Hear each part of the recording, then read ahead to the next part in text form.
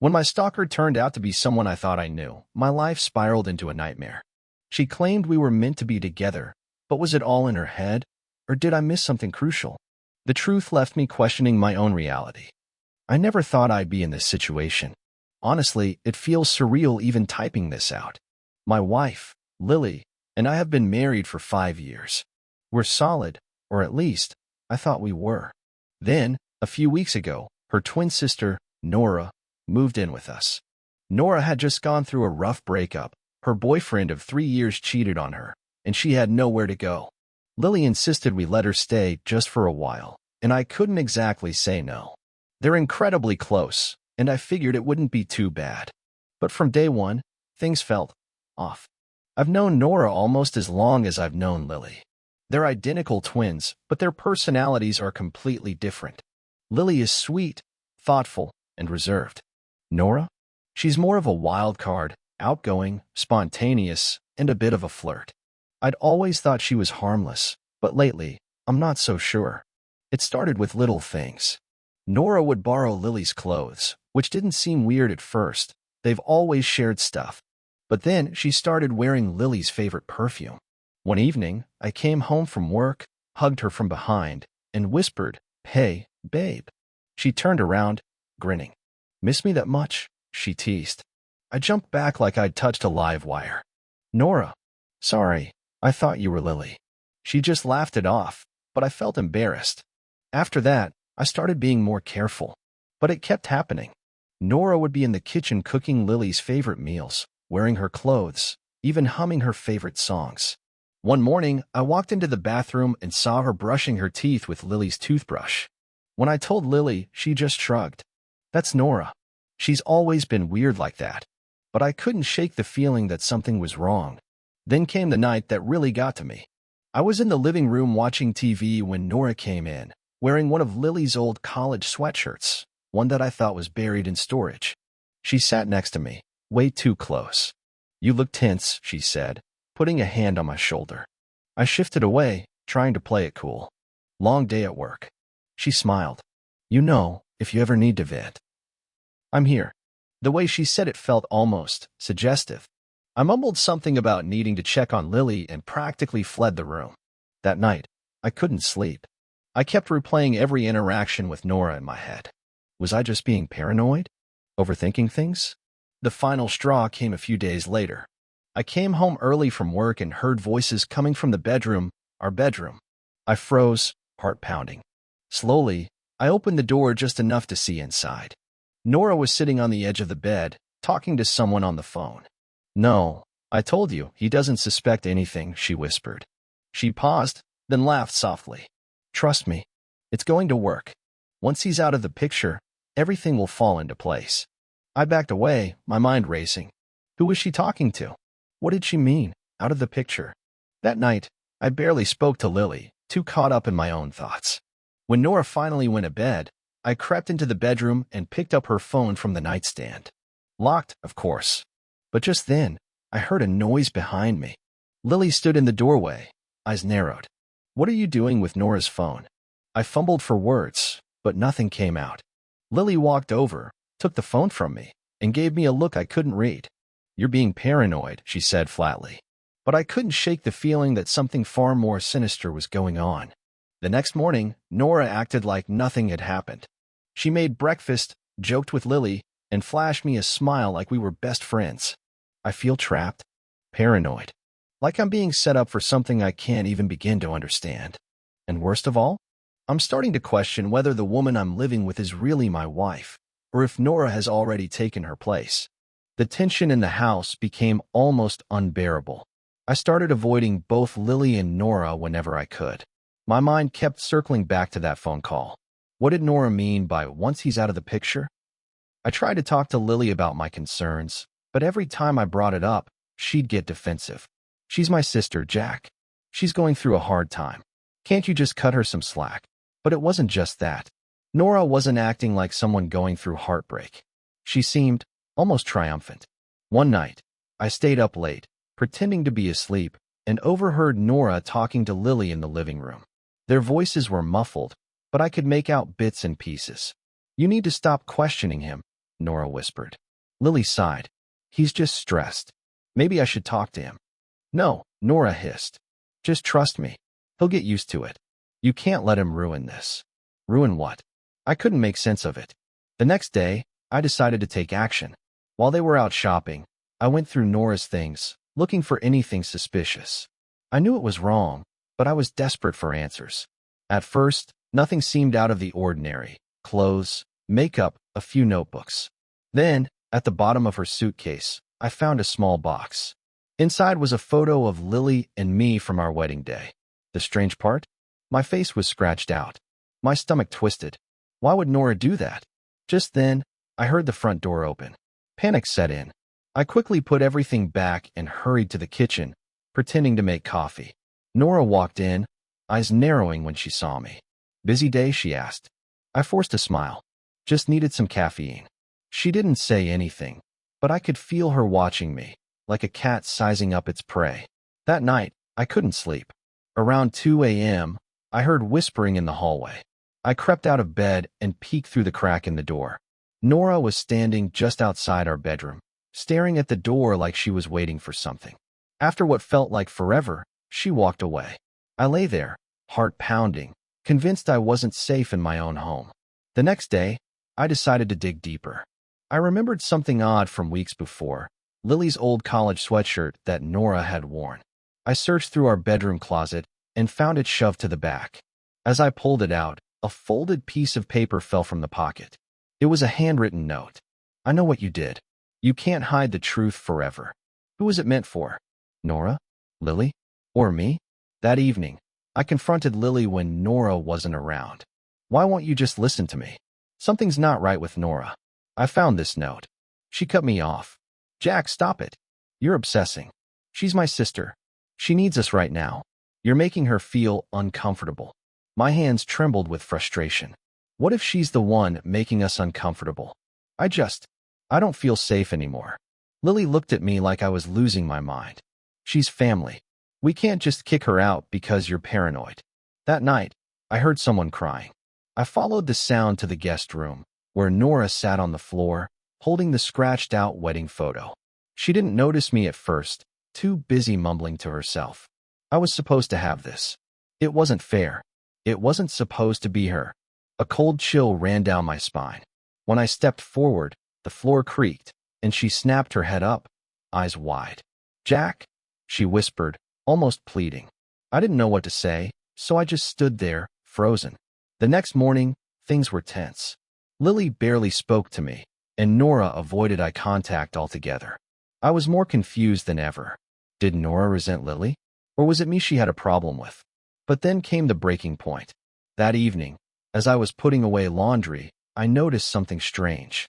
My cologne, the one Lily always said reminded her of our honeymoon, was missing from the dresser. I searched everywhere, finally finding it, in Nora's room. When I picked it up, I noticed something else on her nightstand, a handwritten journal. Against my better judgment, I opened it to the most recent entry. If he had chosen me first, none of this would have happened. I was always supposed to be the one. I just need Lily to see the truth. Jack belongs with me. I felt sick. Nora wasn't just being weird. She was obsessed. Just as I turned to leave, I heard footsteps. Nora stood in the doorway, her expression twisted into something unrecognizable. You shouldn't be in here, she whispered. I swallowed hard. We need to talk, Nora. Her eyes glinted with something dark. No, Jack. We don't. You just need to understand. I'm the one who's meant to be with you. I always have been. My heart pounded as I tried to push past her, but she blocked the doorway, her voice low and menacing. I won't let her take you from me. Not again. Just then, Lily appeared behind her, looking confused. Nora, what's going on? Nora spun around, her demeanor shifting in an instant to one of innocence. Nothing. Jack just startled me. Lily looked at me, clearly tired of the tension. Can we all just talk like adults, please? I knew one thing for sure. Whatever was happening, it wasn't just in my head. The atmosphere at home had shifted into something far more sinister. After that night in Nora's room, I felt like a prisoner in my own house. Lily was trying to keep the peace, oblivious to the unsettling truth that was inching closer to the surface. I couldn't get Nora's words out of my head. I won't let her take you from me. Not again. What did she mean by not again? Determined to get to the bottom of it, I decided to dig deeper into Nora's past. I didn't know much about her life before she moved in, only that her relationship had ended badly. While Lily was out grocery shopping, I took a chance and started looking through Nora's things again. Hidden under her mattress, I found a small, tattered notebook. Flipping through the pages, my stomach twisted as I read entry after entry. Most were about Lily and me, notes on our routines, my favorite foods, even our arguments. Then, towards the back, there was a list of dates. All from years ago, long before Nora moved in. One of the dates caught my eye, September 17th, 2015. That was the day Lily and I had met. Next to it, in shaky handwriting, were the words, "The night he was supposed to meet me." What the hell? I dug deeper and found a folded piece of paper tucked into the back of the notebook. It was an old flyer for a college party, the one where I'd first met Lily. But something was off. At the bottom, in faded ink, someone had scribbled, "I was there. She wasn't supposed to be." Suddenly, it hit me. Had Nora been there that night too? Was she expecting to meet me, but I ended up with Lily instead? Just then, I heard the front door slam. Heart pounding, I shoved the notebook back under the mattress and hurried out of the room. Nora was in the kitchen, unpacking groceries. She glanced up at me and smiled, but it didn't reach her eyes. "Where's Lily?" I asked. She shrugged. "Got a call from work. She had to go in for a bit." I forced a nod and walked back to our bedroom, trying to piece together the implications.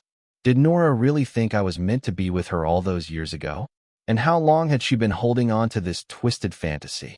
Later that evening, Lily returned, exhausted. I decided to come clean. "We need to talk," I said quietly. She looked wary. "About what?" I took a deep breath. "About Nora. I found her notebook. She's been tracking us. She thinks I was supposed to meet her that night we first met. Lily, I think Nora's obsession with me started long before she moved in." Lily looked at me like I'd just spoken in another language. "What are you talking about?" "That's crazy." I handed her the notebook, flipping to the page with the date. She read it, confusion morphing into disbelief. "Why would she think that?" I shook my head. "I don't know, but it's clear she's not just here to heal. She's here because she thinks I belong with her." Just as Lily was about to respond, Nora appeared at the doorway. Her face was pale, eyes wide.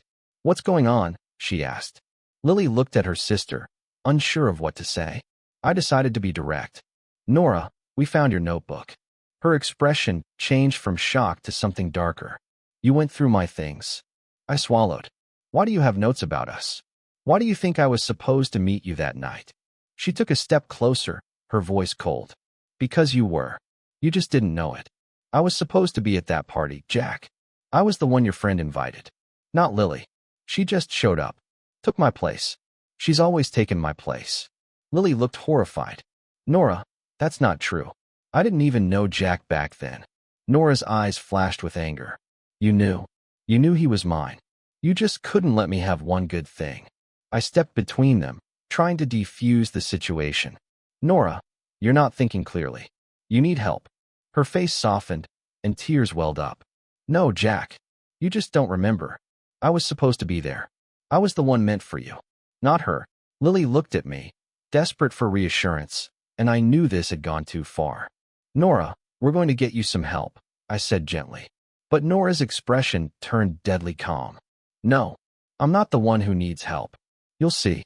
Once Lily's out of the way, you'll remember.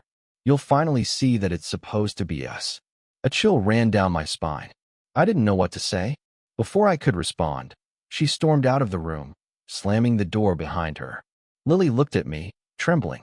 "What do we do?" she whispered. I wrapped my arms around her, trying to keep my own fear in check. "I don't know, but we can't pretend this isn't happening anymore. Nora needs professional help. I'm calling someone tomorrow." But that night, I couldn't sleep. I kept hearing Nora's words echoing in my mind. "Once Lily's out of the way, you'll remember."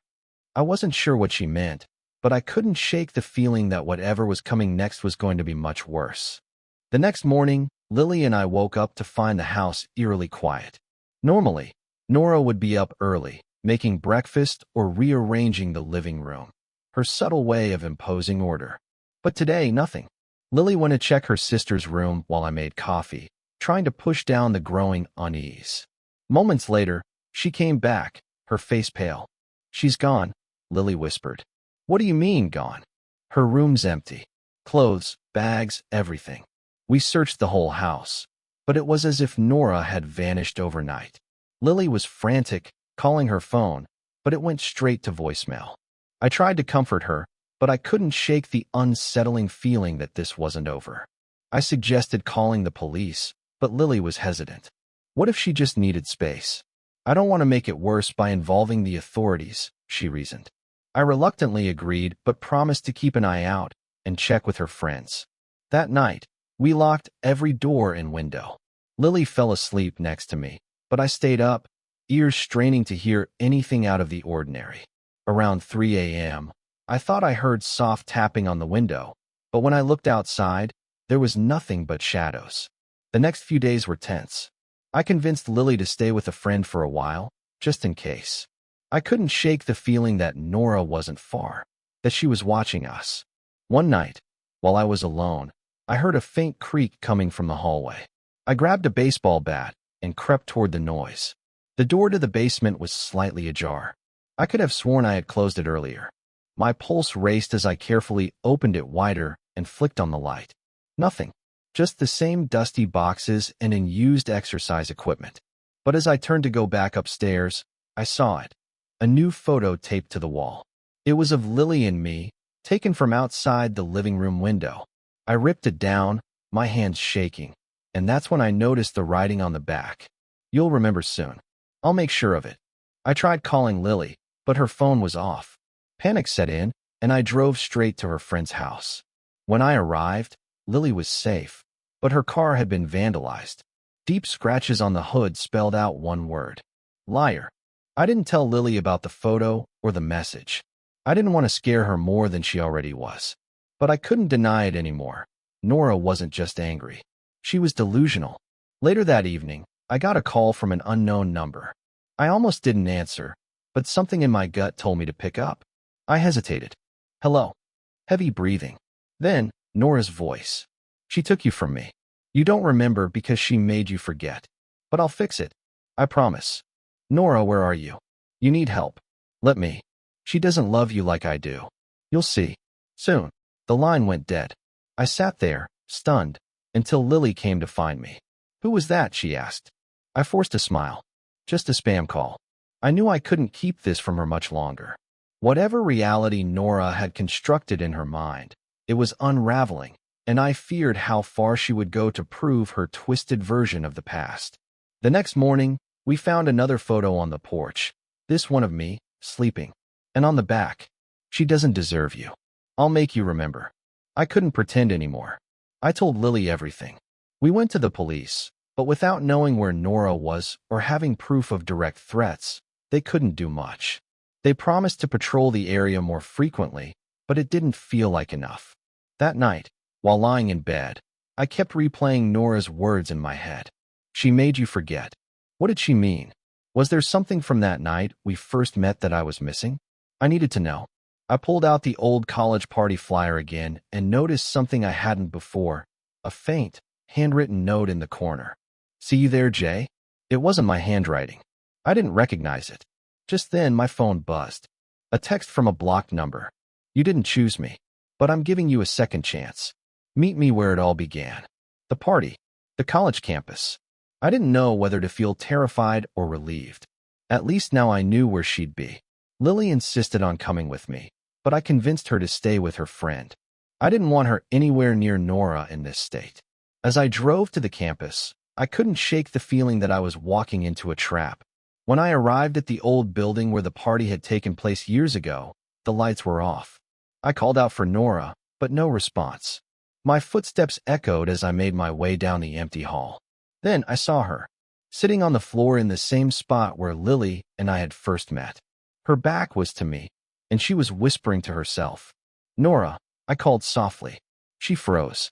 Then, slowly, She turned around, tears streaming down her face. You remember now? Nora, we need to get you help. Please come with me. She shook her head violently. No, you don't understand. She made you forget me. You were supposed to meet me that night. We were supposed to be together. She wasn't invited. I took a cautious step closer. Nora, you're confused. I didn't know you back then. She laughed bitterly. That's what she wants you to think. But I saw it. She saw my texts to you. Deleted them. Took my place.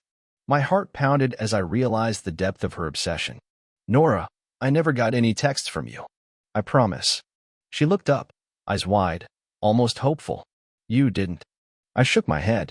She seemed to crumple, her delusion cracking. But just as I thought she might finally come to her senses, her face hardened again.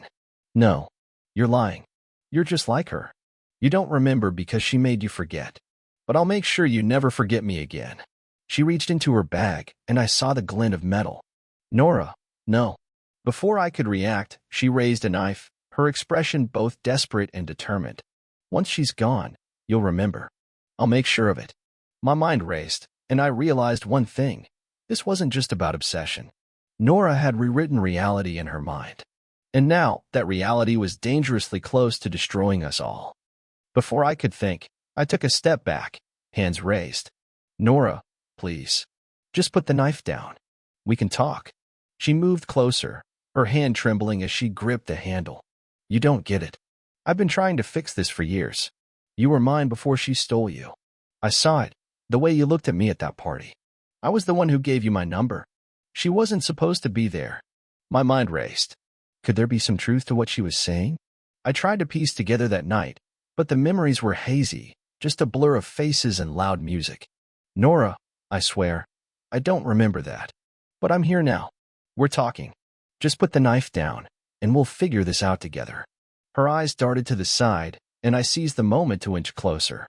You don't believe me, she whispered. I'm trying to understand, I replied, keeping my tone calm. She hesitated, the fight draining from her shoulders. I just wanted you to see me, to notice me. You looked so happy with her, and I thought, maybe you didn't remember because she made you forget. I slowly lowered my hands, hoping to build on that fragile moment of clarity. Nora, I'm here. I'm listening. You don't have to do this. Suddenly, a noise from the hallway made her spin around, knife still in hand. I took the chance and lunged, grabbing her wrist and wrestling the weapon away. She screamed, thrashing against me, but I managed to pin her arms down. Nora, stop. You're not thinking clearly. She broke down, sobbing uncontrollably. They always forget me. Everyone does, but not you. I couldn't let it happen again. I held her as she collapsed to the floor, her anger melting into raw grief. Moments later, the campus security arrived, alerted by the noise. They took her away, still crying, still whispering my name. The police later told us that Nora had a history of obsessive behavior and had been in and out of therapy for years. Her fixation on me had become so warped that she convinced herself Lily had somehow manipulated me into forgetting our supposed connection. Lily hugged me tightly when I got home, tears streaming down her face. Are you okay? She whispered. I think so. It's just hard to process. For weeks, I couldn't shake the feeling that maybe, in some twisted way, Nora truly believed we were meant to be together. I wondered if I had missed something that night at the party, some fleeting interaction that had sparked her obsession. But I couldn't let myself fall into that trap. I had to accept the truth. Nora wasn't well, and whatever story she had constructed in her mind didn't change the reality of our lives now. A few days later, we got a letter from the hospital where Nora was being treated. The doctors said she was stable and had begun to understand that her memories might not align with reality. She wanted to apologize, but didn't know how. Lily and I read the letter in silence, both feeling a strange mix of relief and sadness. I couldn't help but think about that fleeting glance at the party, the one I had never thought twice about. In the end, we decided to move to a new city, away from the memories and the fear. As we packed, I found the old party flyer one last time. I almost threw it away, but something made me flip it over. This time, I noticed something else written faintly in the corner, just above the J signature. Meet me by the window. Nora. I stared at it, feeling a chill crawl down my spine. Had I missed this all along? Or had she written it later, after her delusions had taken root? Lily saw me holding the flyer and asked, "You okay?" I forced a smile. "Yeah, just ready for a fresh start." But deep down, I knew I would never forget Nora or the way obsession can twist reality into something dangerously unrecognizable.